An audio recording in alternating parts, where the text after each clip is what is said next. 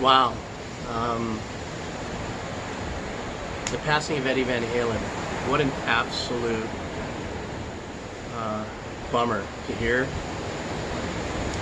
I personally didn't know how far along or if the cancer had returned from when he's, when he made it public that that's what was going on. But I wanted to do this video because I wanted to just share with you the small moment that I had with him when our universes kind of glanced off of each other in the most oddest way. And then he showed unbelievable kindness, and it forever is going to be a part of my my fabric when I talk story about the music industry.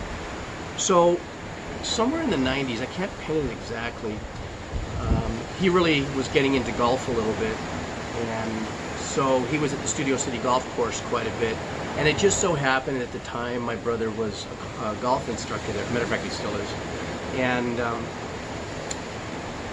I got introduced to him through my brother, and Eddie would be there working out and stuff.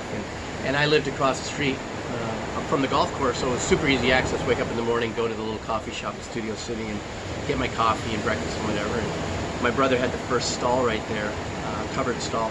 Anyhow, so I met Eddie. Of course, I was like, hi. And I've been in the music industry my whole life as a composer, but Eddie was one of the very few people that I was like, hi. And so I'll see if I can squash the story a little bit. So I had seen him there quite a few times working out with my brother and stuff, and then finally he released a 2x12 cabinet, and it was the amp was all built in, kind of like a twin reverb style thing, and I really wanted to try it out. So I went to Guitar Center, Hollywood Guitar Center, Sherman Oaks, and I couldn't find it. So a couple days later, after I looked for it, I walked up to him when he was taking a break from practicing. I said, hi Eddie, how are you? He goes, hey gee, it's just going. It was very nice. Always had a big smile. It was great.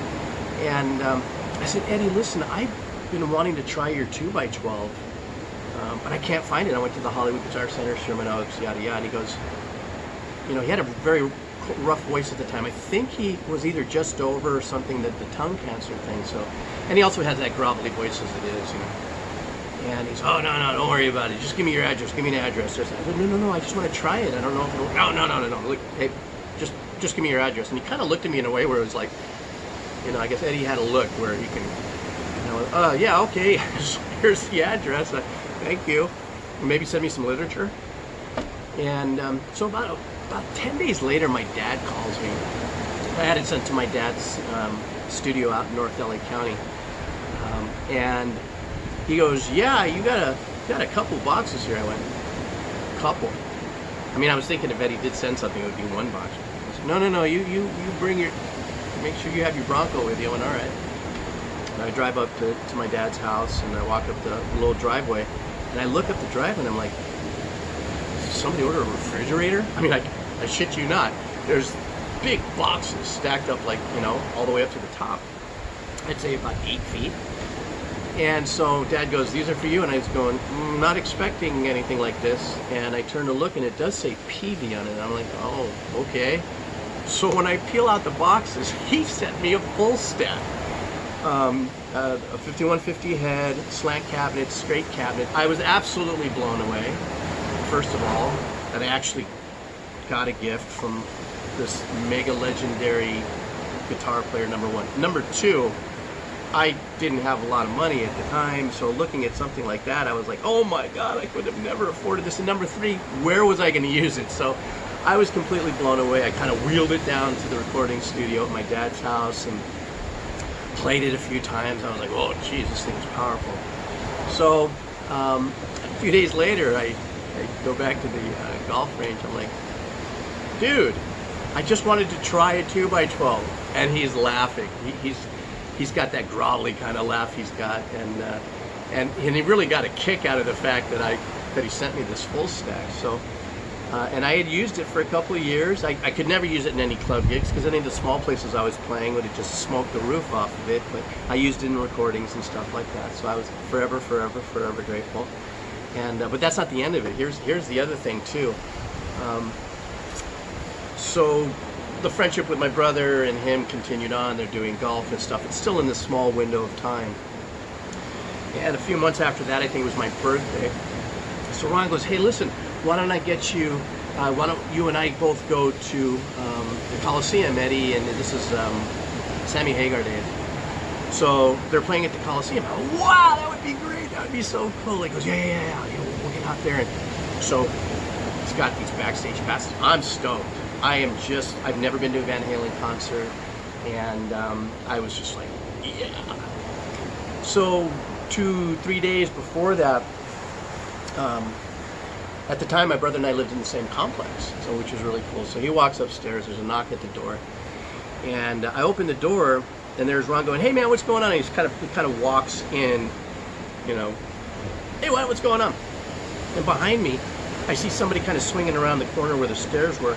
The first thing I see is the tip of the guitar case. I'm like, okay. And he comes around the corner, and it was Eddie. And Eddie walks into my little apartment, you know, that had a little recording studio for all the composition I would do. And he gave me this big European kiss, you know, mwah. And he goes, happy birthday. And he goes like this. And he gave me one of his PV drop D guitars, and I was like, I was just absolutely stunned at his generosity and who he was being, and he had a genuine kick out of doing this. He really was having a blast laughing and stuff. So he comes in, I look at the guitar, he tunes it up a little bit, he plays a little bit, I play a little bit, I'm still dumbfounded by it.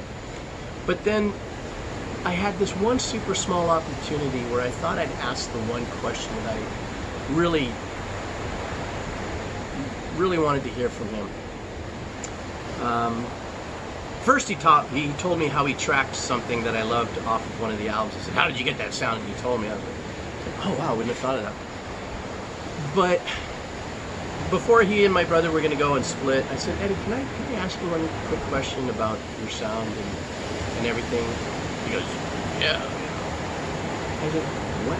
You know, obviously you have your own style, and you've just written some great tracks and melodies and everything, but when it comes to your expression and your solos and everything, you know, I know you draw from who you are as an artist, but what elevates that? What really is a big part of that when you make your solos and do your solos? And he goes, oh, that's simple. It's Michael and Alex. And I had to stop, and he goes, yeah, you know, I mean, I do what I do, but they do what they do, making me do what I do even more fun. And it, you know, so he kind of went on to explain that a little bit. It was just kind of this like stream of consciousness that it wasn't all about what he was able to do, but it was about what his brother and Michael brought into it. Not to take away from David or Sam. We weren't talking about melody and singing. I was just talking about the power of the arrangements. And he just it was all about, you know, the comboing of Michael and Alex and himself and all their talents combined, you know. So that's probably a little longer story than you probably wanted to hear, but I didn't see him only a few more times after that. And that was that one time we went up to 5150 during that same period, maybe just for 15-20 minutes, but my brother had to go do something and he brought me along, and we didn't live too far away from that.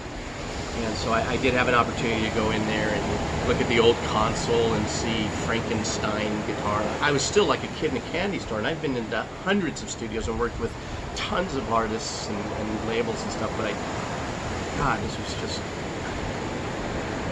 epic moment. I will never, ever, ever forget. My condolences to the family. I'm sure, I hope the sales and Van Halen albums right now and tracks go through the roof. Such an iconic sound from that band that will forever impact music forever and ever and ever. And so many people influenced by Van Halen. Him as a guitarist, them as a band, songwriters, singers, performing. Tough thing to imagine. I'm gonna miss you, Eddie. All right, man. As we say here in Hawaii, a hui ho, which means until we meet again. Aloha.